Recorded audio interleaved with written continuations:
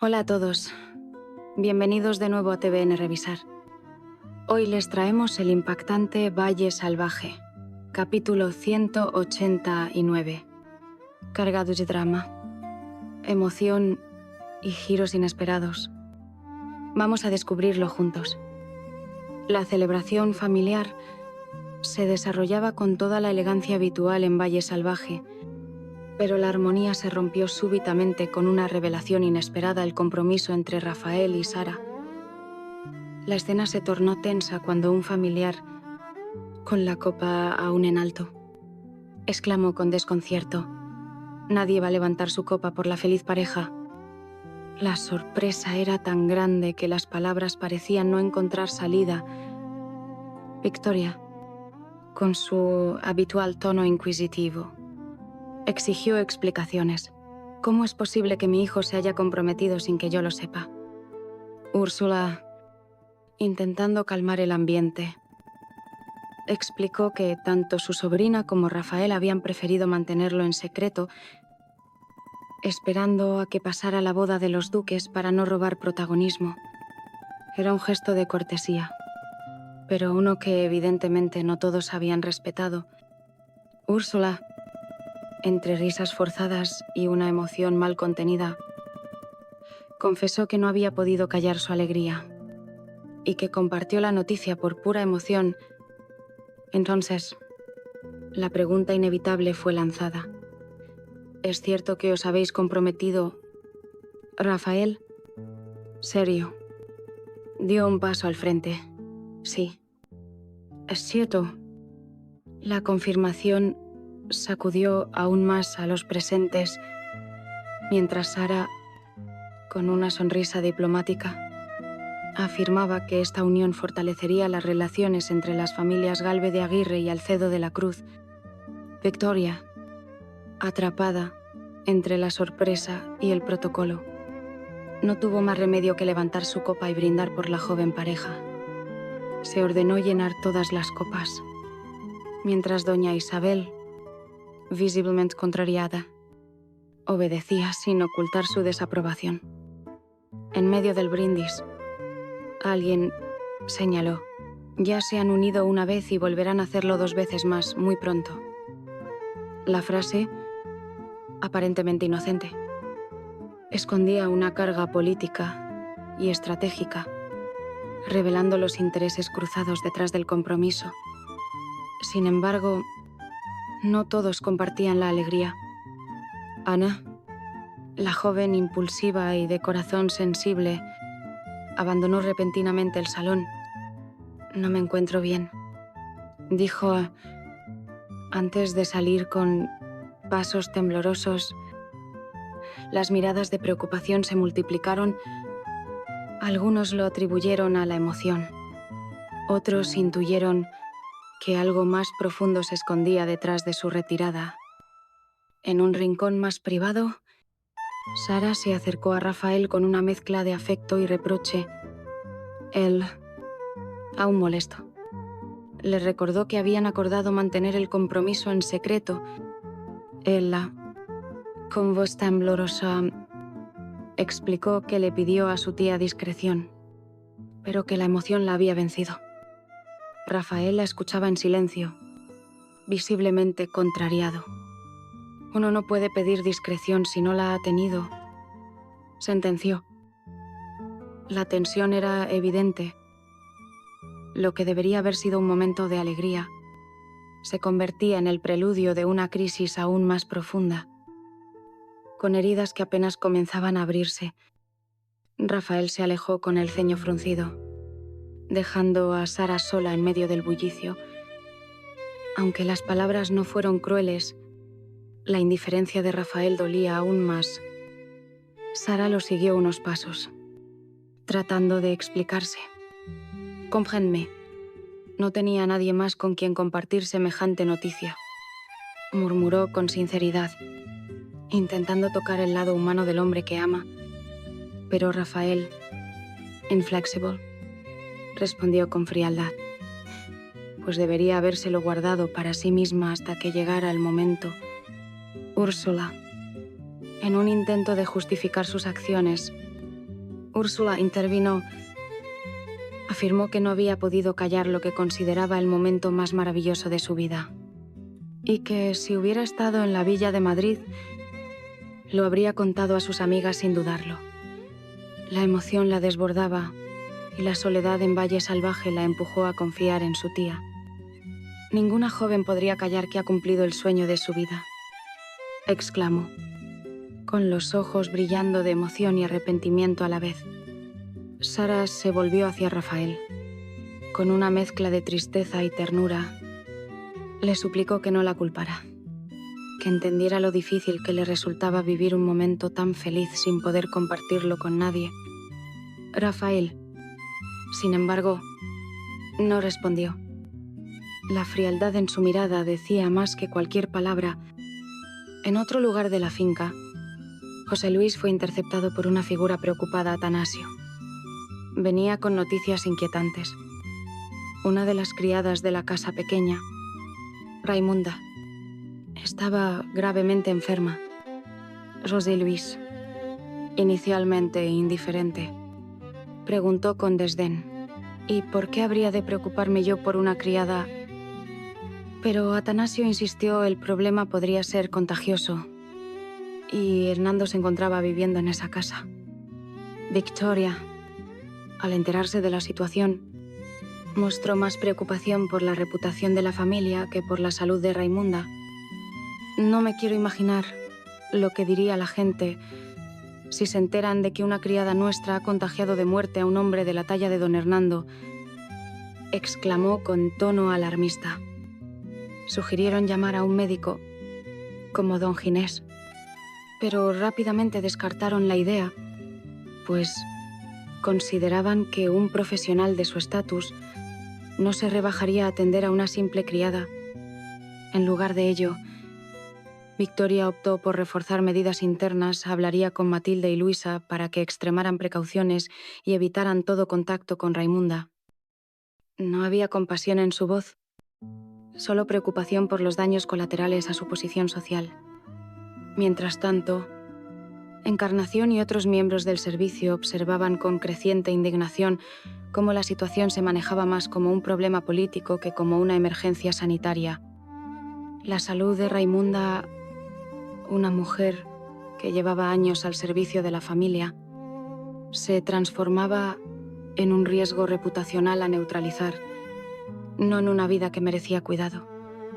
Y así, mientras una joven pareja vivía su primera crisis de confianza, una criada enferma era lentamente empujada al olvido por una casa que decía proteger a los suyos. En la casa pequeña, los susurros comenzaron a crecer con fuerza. Raimunda, cada vez más débil, se encontraba confinada en su habitación. Isabel convocó a Luisa y Matilde para dar instrucciones directas. Su tono era serio y autoritario. Debemos mantener la discreción sobre el estado de Raimunda, ordenó. Matilde, que fiel a su ética, asintió, pero con una sombra de duda en su mirada. Luisa, por su parte, estaba visiblemente afectada. La idea de mantener el silencio cuando la salud de su compañera pendía de un hilo le resultaba inhumana. Isabel no terminó ahí. Exigió que se extremaran las precauciones y que ningún contacto físico se produjera con la enferma más allá de lo estrictamente necesario. Ni visitas, ni consuelo. Solo agua, comida y el orinal. Matilde reaccionó con incredulidad. Nos está pidiendo que no la visitemos más, preguntó con tono dolido. Isabel fue clara así. Esa era la instrucción directa de doña Victoria. El objetivo era proteger a don Hernando y al resto de la familia. Luisa alzó la voz con respeto, pero con firmeza. Eso es inhumano. Señora Isabel, no podemos abandonar a Raimunda a su suerte. Isabel no cedió. Debemos pensar también en los niños, en Pedrito, en sus propios hijos, añadió. apelando al miedo. Ante esta presión, Luisa bajó la mirada, pero no el espíritu. Aunque dijo que cumpliría las órdenes, su silencio revelaba una determinación distinta. En otro rincón de Valle Salvaje, Bernardo se encontraba con don Leonardo, quien acababa de recibir una inesperada visita de don Julio. Con gesto desconcertado, Leonardo le comunicó a Bernardo que había sido degradado a simple jornalero y que debía recolectar, sin ayuda, la cosecha de las tierras del este. Bernardo, lejos de quejarse, aceptó la decisión con entereza. «Nunca me ha asustado el trabajo», respondió con una calma que desconcertó a su interlocutor. Leonardo insistió. «Esto no es un castigo cualquiera. Es una humillación que has hecho para que te traten así». Pero Bernardo no quiso entrar en detalles. Mantuvo el silencio, como si proteger un secreto fuera más importante que defender su orgullo. «No escucharás salir de mi boca una sola queja», dijo con tono sereno. Su actitud no era de resignación, sino de alguien que sabe que el tiempo revelará la verdad. La nobleza de Bernardo impresionó a Leonardo, quien, a pesar de su dureza habitual, no pudo evitar sentirse conmovido. Sabía que esa tarea era casi imposible de realizar solo, pero también comprendía que a veces el mayor valor está en la resistencia silenciosa. Mientras tanto, las decisiones frías tomadas por la alta cúpula de Valle Salvaje seguían sembrando distancia entre las jerarquías. Las criadas sufrían en silencio. Los jornaleros eran castigados sin razón, y los señores de la casa solo parecían preocuparse por guardar las apariencias. En la intimidad de la cocina, las criadas comenzaron a intercambiar palabras con la prudencia de quienes saben que en Valle Salvaje todo se escucha. Luisa, aún con la tensión del encuentro con Isabel, no podía quedarse de brazos cruzados. «Voy a cambiarle la ropa de cama a la señora Raimunda», anunció decidida. Matilde la detuvo por un momento, mirándola con preocupación, pero también con admiración. «Gracias, Luisa. Estaremos con ella, pase lo que pase, y diga lo que diga doña Victoria». Mientras Luisa caminaba hacia la habitación de la enferma, la gravedad de su decisión resonaba en cada paso. No se trataba solo de humanidad, sino de rebelión en silencio. Atender a Raimunda era, en ese momento, un acto de desobediencia que ponía en riesgo su puesto y quizás algo más. Pero su conciencia no le permitía actuar de otro modo. Al otro lado de la casa, Bárbara mantenía una conversación íntima con Leonardo. La figura de don Hernando había comenzado a gravitar con fuerza sobre la familia, especialmente sobre el joven Pedrito. Bárbaro, con una mezcla de nostalgia y temor, confesó: «Me he pasado toda la vida al lado de mi padre, rodeada de lujo, pero cuando escarbas, todo está podrido». Leonardo la escuchaba con atención, sorprendido por la vulnerabilidad que se escondía tras la fachada firme de Bárbara. Ella continuó, explicando cómo don Hernando había construido su poder aplastando a otros y cómo ahora intentaba ganarse el afecto y la admiración de Pedrito, no por cariño, sino como parte de una estrategia. Él no educa, adoctrina, sentenció. El dilema de Bárbara era profundo.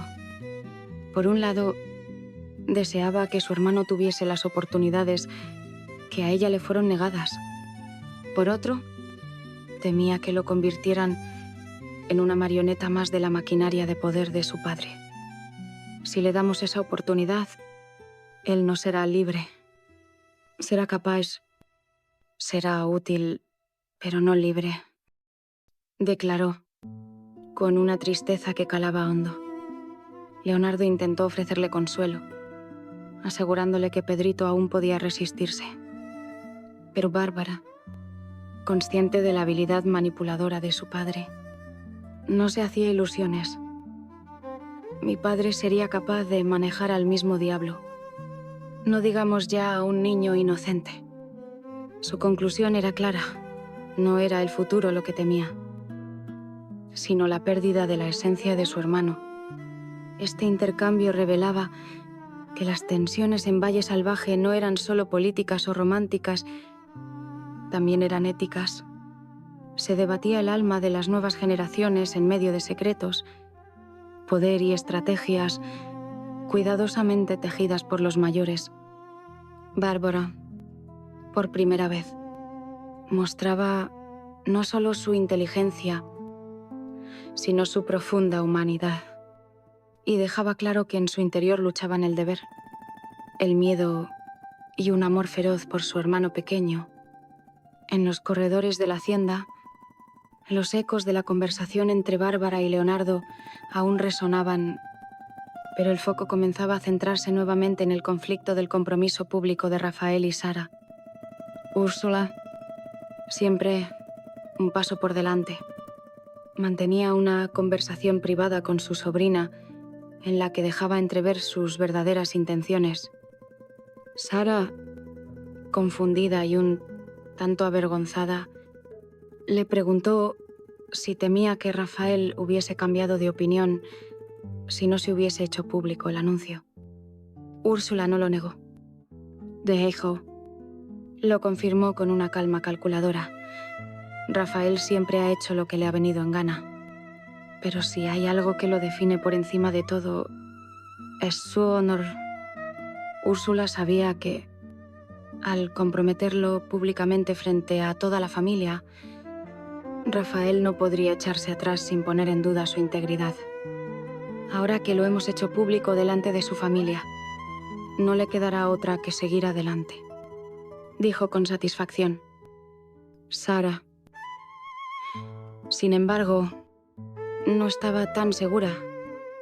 Algo en el comportamiento de Rafael le generaba inquietud y aunque su tía intentaba calmarla, las dudas comenzaban a instalarse con fuerza en su mente.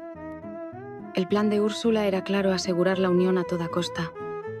Y para ello, ya planeaba una jugada más agresiva: convencer al duque de que el matrimonio se celebrara inmediatamente después del suyo. Así tu prometido no podrá pensárselo, concluyó con una sonrisa que más que maternal parecía de estratega.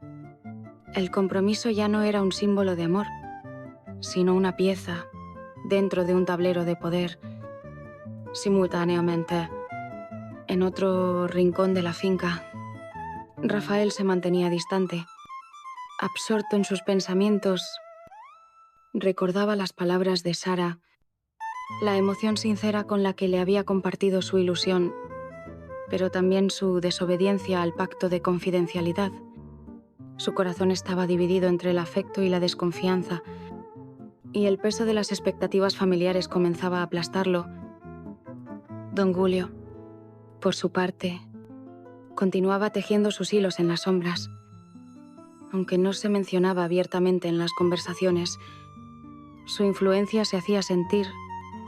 Había sido quien degradó a Bernardo sin dar explicación alguna, y su silencio estratégico era más elocuente que cualquier declaración. Sabía que mientras todos se concentraban en escándalos y romances, él podía maniobrar libremente. La casa entera se encontraba en un delicado equilibrio. Las criadas se rebelaban en silencio contra órdenes inhumanas. Los jornaleros eran castigados sin razón aparente. Las jóvenes parejas se desgastaban en juegos de poder y los mayores tejían futuros con la sangre fría de los que han aprendido que en Valle Salvaje el amor y el honor son armas que pueden ser usadas o destruidas según convenga. Mientras tanto, Raimunda seguía aislada y nadie parecía recordar que su vida pendía de un hilo. Pero incluso en la sombra, su presencia servía como recordatorio de lo que sucede cuando los poderosos deciden que una vida vale menos que un apellido. La mañana siguiente llegó cargada de una extraña tensión. Aunque el sol brillaba sobre los campos de Valle Salvaje, en el interior de la hacienda todo parecía envuelto en una densa niebla emocional.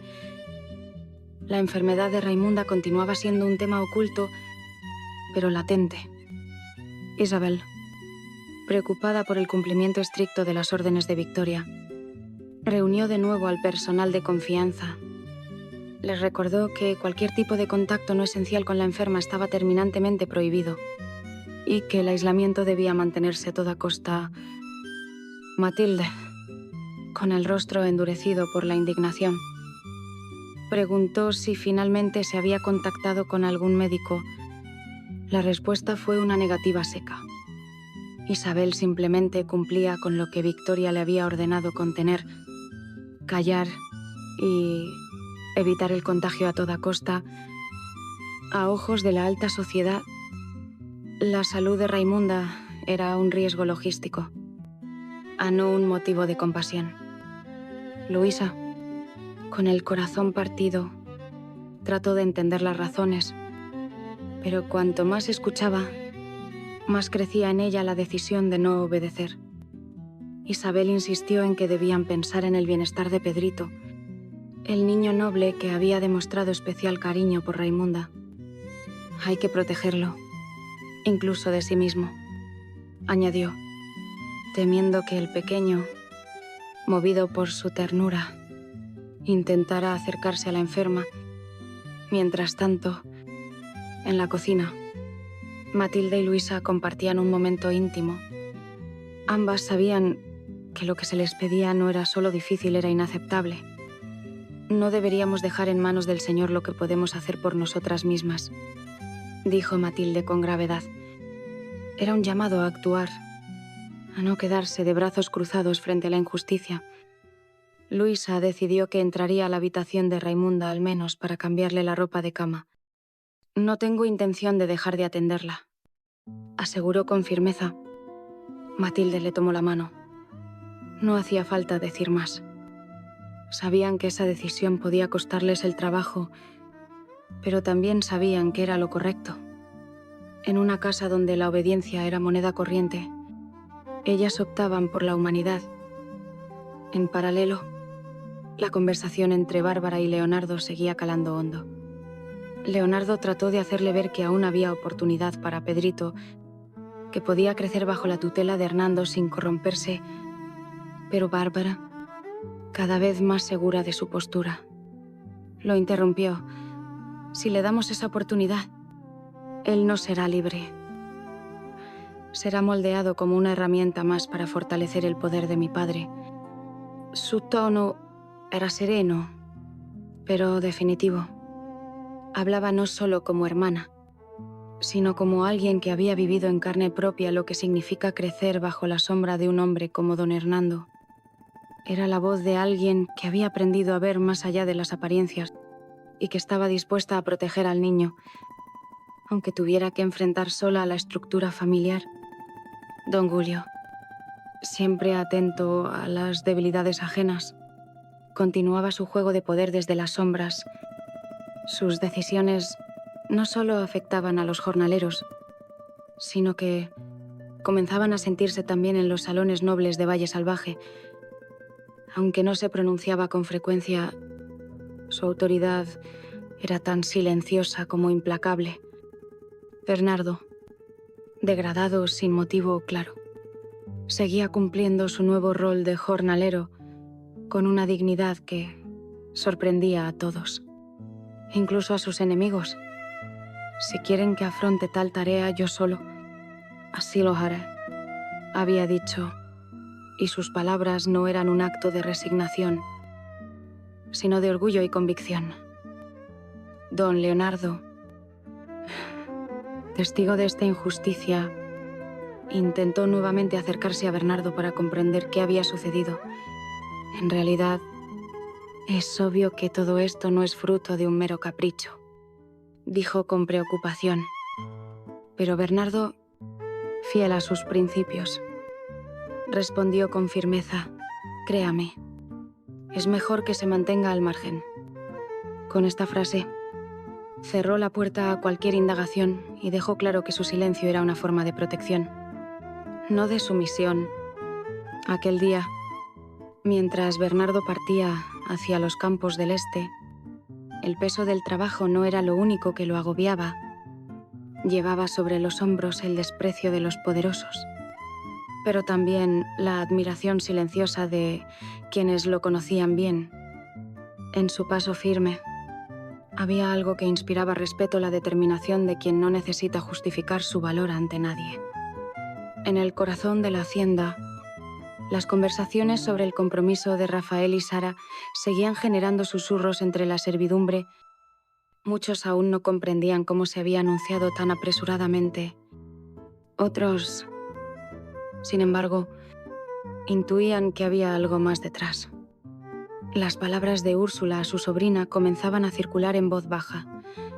Debemos asegurarnos de que no se te escapa de entre los dedos.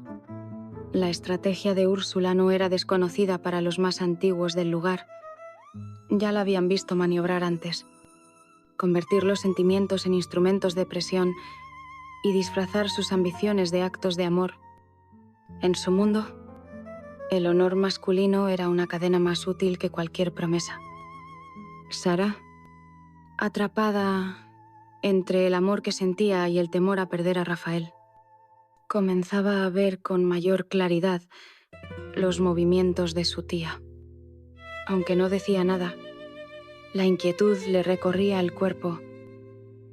Empezaba a entender que su felicidad personal había sido negociada en una mesa de estrategias, como si fuera un peón más en el juego político de los adultos. En ese entorno, donde los secretos se ocultan tras sonrisas y las palabras tienen doble filo, todos actuaban con una mezcla de miedo, esperanza y desconfianza. Nadie estaba completamente seguro de quién decía la verdad o quién simplemente interpretaba su papel para sobrevivir. La tensión se sentía incluso en los espacios más cotidianos. En los pasillos de la hacienda, Bárbara caminaba en silencio, su mente dando vueltas a las palabras que había intercambiado con Leonardo. Aunque intentaba mostrarse fuerte, su corazón estaba lleno de incertidumbre. Sabía que don Hernando ya había comenzado a ejercer influencia sobre Pedrito, el niño. Con su candidez habitual, expresaba con ilusión su deseo de viajar a la corte y aprender de su abuelo, sin comprender aún las implicaciones profundas de esa decisión. Bárbaro, mirando por la ventana el campo que rodeaba la finca, pensaba en lo que significaba realmente formarse bajo la tutela de don Hernando. No eran solo modales y educación aristocrática. Era aceptar un sistema de valores donde el poder estaba por encima del afecto, donde el deber aplastaba los sueños y donde ser útil valía más que ser libre. Esa era la prisión dorada que ella misma había vivido durante años. Fue entonces cuando volvió a repetir para sí misma lo que ya había dicho en voz alta: don Hernando no educa, adoctrina. Tenía la esperanza de que Pedrito, tan noble, tan sensible, pudiese resistirse, pero en el fondo temía que ese mismo carácter le hiciese aún más vulnerable a la manipulación. Si no lo evitamos, se convertirá en un acólito de mi padre, pensó con amargura. En otro lugar de la hacienda, Rafael parecía igualmente atrapado. La presión del compromiso anunciado sin su consentimiento completo comenzaba a agobiarlo. Paseaba por los jardines, con el rostro serio, esquivando las preguntas curiosas de quienes lo felicitaban con sonrisas artificiales. Su mente volvía una y otra vez a la conversación con Sara, al modo en que ella había justificado la filtración del secreto. Lo que más le dolía no era el hecho en sí, sino la traición a la confianza que él creía haber establecido. El silencio que le había pedido no era una formalidad. Era un intento de proteger algo que apenas comenzaba a construirse. Para Rafael, el compromiso significaba honor. Sí, pero también verdad. Y ahora sentía que ambas cosas se le escapaban. Sara, por su parte, buscaba a su tía con mirada inquieta. Quería saber si había alguna manera de calmar a Rafael de reparar el daño. Pero Úrsula, como siempre, tenía un plan. Convenceré al duque de que vuestro enlace se celebre inmediatamente después del nuestro, le dijo con convicción. Sara asintió, pero no con entusiasmo. Algo en sus entrañas le decía que acelerar las cosas no solucionaría nada. Entre tensiones personales y estrategias familiares, el capítulo avanzaba revelando la complejidad emocional que latía bajo cada gesto, cada mirada, cada palabra no dicha. Y mientras tanto, la enfermedad de Raimunda seguía presente, como una sombra silenciosa que amenazaba con exponer la hipocresía de quienes decían proteger, pero solo sabían esconder. En la casa pequeña, mientras el resto de la familia se debatía entre compromisos y estrategias, el drama de Raimunda se intensificaba en silencio. Matilde y Luisa, fieles a sus principios, habían decidido que no podían simplemente cruzarse de brazos ante el sufrimiento de su compañera. Raimunda, débil, apenas podía hablar, pero sus ojos reflejaban gratitud cada vez que alguna de ellas entraba a su cuarto, aunque fuera solo para cambiarle la ropa o darle agua. Luisa, especialmente, se debatía entre el temor a contagiarse y la necesidad moral de no abandonar a quien durante años había sido como una hermana dentro de esa casa. No puedo dejarla morir sola, le decía en voz baja a Matilde mientras lavaban ropa en el lavadero, donde sabían que podían hablar sin ser escuchadas. Matilde asentía, sabiendo que cualquier acción de compasión podía ser vista como insubordinación. En contraste, Isabel mantenía su postura firme. Había recibido instrucciones claras de Victoria y no estaba dispuesta a desobedecer. Lo que a ojos de las criadas era una traición, para ella era obediencia y protección. Debemos protegernos los unos a los otros. Repetía una y otra vez como si quisiera convencerse a sí misma de que eso justificaba el abandono. Las tensiones se trasladaron también a Pedrito, quien notaba que algo andaba mal. El niño, sensible y observador, había percibido la ausencia de Raimunda y la inquietud de Luisa. Intentó acercarse a la habitación de la enferma, pero Luisa, con una ternura firme, le impidió el paso. Raimunda está descansando. Cariño, no podemos molestarla. Aunque no entendía del todo lo que ocurría, Pedrito obedeció. Pero se quedó pensativo. Quizás por primera vez sospechando que el mundo adulto está lleno de secretos dolorosos. Mientras tanto, en la sala de la hacienda, Victoria sostenía una reunión con el resto de las damas de la casa. Allí no se hablaba de Raimunda, sino de la reputación, de los eventos venideros y de los preparativos para las bodas. La enfermedad era un tema tabú, casi inexistente. Lo que importaba era que todo se mantuviera bajo control. Isabel, siguiendo el protocolo, informó que se estaban extremando las precauciones y que nadie fuera del círculo inmediato debía enterarse del estado de la criada. Este contraste entre la humanidad de las criadas y la frialdad de los señores ilustraba la grieta cada vez más profunda en Valle Salvaje. Mientras unos luchaban por conservar las apariencias, otros resistían desde la compasión, en silencio, conscientes de que su lucha era solitaria pero necesaria. Raimunda, desde su cama, apenas susurraba, pero su presencia comenzaba a representar más que una vida en peligro. Se convertía en símbolo del valor de quienes no tienen voz, de quienes son vistos como prescindibles, pero que en realidad sostienen con su trabajo y su entrega la estructura entera del lugar que los desprecia. En los jardines laterales de la finca, Rafael caminaba en soledad. El cielo nublado parecía reflejar su estado interior. Mientras el compromiso con Sara se hacía más oficial, su mente se encontraba atrapada entre el deber, el deseo y la desconfianza.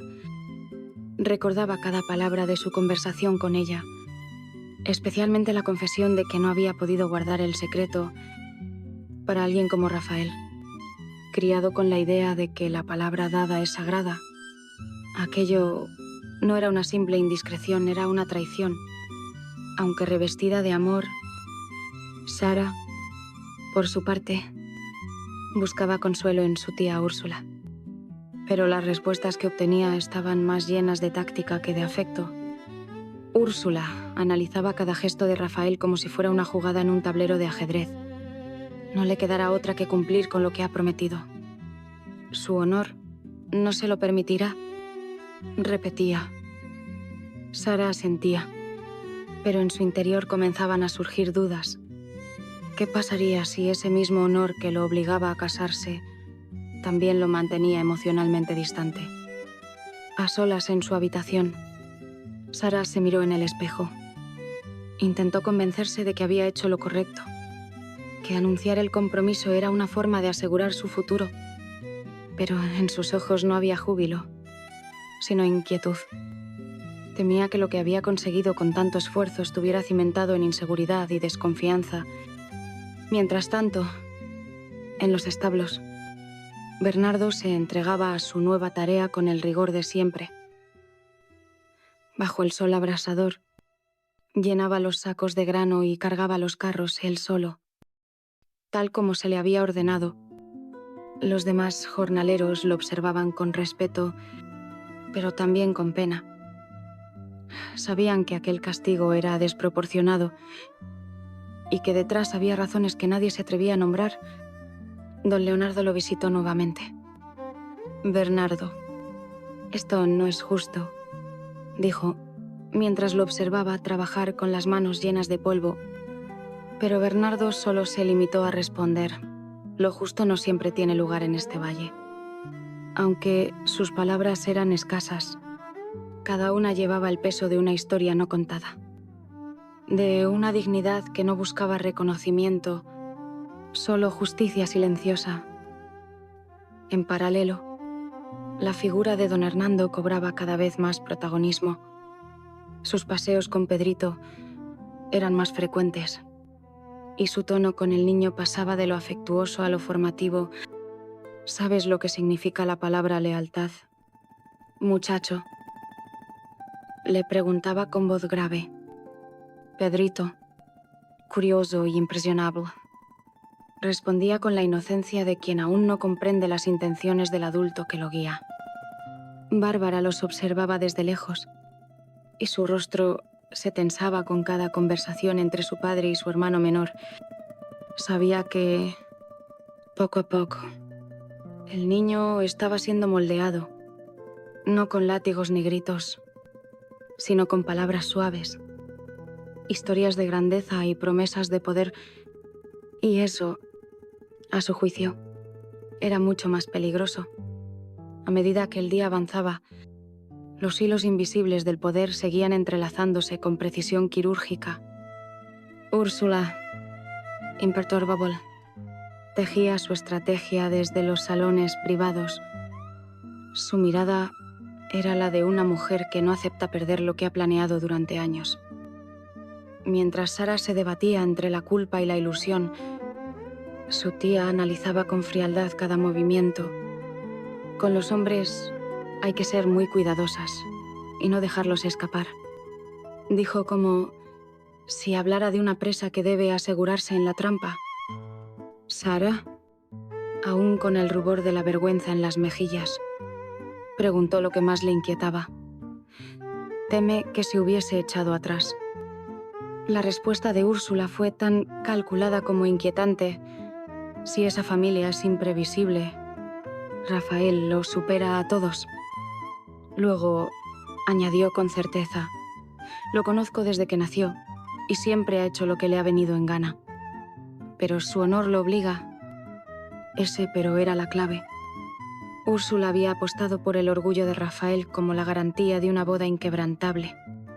Para ella, No existía mayor amarre que el público. Mientras una promesa en la intimidad podía romperse, una anunciada ante todos era una obligación que ningún Gálvez de Aguirre se atrevería a traicionar. Sara, aunque aún sumida en su mezcla de emociones, comenzó a comprender la profundidad del juego. Ya no se trataba de amor o ilusión, sino de compromisos sociales, estrategias familiares y promesas selladas por la presión colectiva. Su relación se había convertido en una pieza más dentro del tablero donde se decidía el futuro del linaje. Con voz firme, Úrsula anunció el siguiente paso: convencer al duque para que el matrimonio se celebrara cuanto antes. Cuanto menos tiempo tenga para pensarlo, menos riesgo corremos, afirmó sin disimulo. Sara tragó saliva, sintiendo cómo se le escapaba el control sobre su propio destino. La boda que había soñado desde niña ahora se perfilaba como una operación quirúrgica, más cerca de un acuerdo político que de una unión de corazones. Mientras tanto, en otra parte de la finca, don Julio evaluaba en silencio las reacciones a sus últimas decisiones. Desde su despacho, observaba cómo la tensión social comenzaba a hervir bajo la superficie. Las criadas desobedecían silenciosamente. Bernardo trabajaba en castigo sin quejarse, y los jóvenes nobles se ahogaban en sus propios compromisos. Todo seguía según su plan. Lo único que parecía escapar al control absoluto era la enfermedad de Raimunda, aunque aislada. Su caso seguía generando murmullos. Algunos criados comenzaban a preguntarse si, en efecto, se había hecho todo lo posible por salvarla. En voz baja, se decía que negarle atención médica no era solo negligencia, sino una forma sutil de condenarla. Y así, mientras Úrsula avanzaba con su juego, los demás habitantes de Valle Salvaje se veían arrastrados por corrientes de poder más fuertes que sus propias decisiones, sin sospechar que la mayor tormenta aún estaba por llegar. La noche cayó sobre Valle Salvaje con un silencio que solo era roto por el crujido de las maderas de la casa y los pasos cautelosos del servicio. En la penumbra, Luisa se dirigía nuevamente a la habitación de Raimunda. Llevaba una bandeja con sopa caliente y una manta extra. Aunque sabía que podía ser vista por alguien y castigada, su conciencia no le permitía actuar de otra manera. Al entrar, encontró a la enferma medio dormida, pero al sentir la presencia, Raimunda murmuró «gracias». Esa simple palabra valía más para Luisa que cualquier ascenso o favor de los señores de la casa. En la cocina, Matilde preparaba infusiones, alegando que eran para ella misma, aunque en realidad eran para ayudar a calmar la fiebre de Raimunda. Ambas mujeres sabían que estaban desafiando una orden directa, pero también sabían que si no lo hacían, la criada moriría sola, en la oscuridad, como si su vida no tuviese valor. Mientras tanto, en el gran comedor, Victoria y don Hernando compartían una conversación seria. Hablaban del futuro de Pedrito, de su educación y de su posible traslado a la corte. Hernando, con su voz pausada y autoritaria, defendía la idea como si fuera una bendición. Allí podrá aprender lo que aquí jamás sabrá: cómo moverse entre la nobleza, cómo influir, cómo mandar. Victoria asentía, aunque no sin reservas. Lo que más le interesaba no era el bienestar del niño, sino la proyección política que supondría tener a un Alcedo de la Cruz en los círculos del poder central. Bárbara, que pasaba cerca del salón, escuchó parte de la conversación y su rostro se endureció. Sabía que el traslado a la corte era una sentencia para el alma de su hermano. En la habitación de Rafael, el joven observaba el anillo de compromiso entre sus dedos. Había sido un símbolo de amor, de esperanza. Ahora se sentía como un grillete. Dudaba si debía hablar con su madre, confesarle sus dudas, pero sabía que Victoria no entendería. Para ella, un compromiso era una decisión irrevocable. Se levantó, caminó hasta el balcón y observó la inmensidad de las tierras. ¿Qué significa el honor cuando ya no hay verdad?, murmuró para sí mismo. En otro cuarto, Sara escribía en su diario. No era común que lo hiciera, pero esa noche necesitaba descargar pensamientos que no podía compartir con nadie. ¿Y si me equivoqué? ¿Y si este compromiso no fue por amor sino por miedo? Escribió con tinta temblorosa. Su intuición le decía que algo estaba cambiando. El amor que creía tener ya no era el mismo. La mirada de Rafael había perdido ternura y se llenaba de duda. Valle Salvaje dormía, pero bajo su superficie se gestaban decisiones, traiciones, sueños rotos y resistencias invisibles. El amanecer traería más que luz, traería consecuencias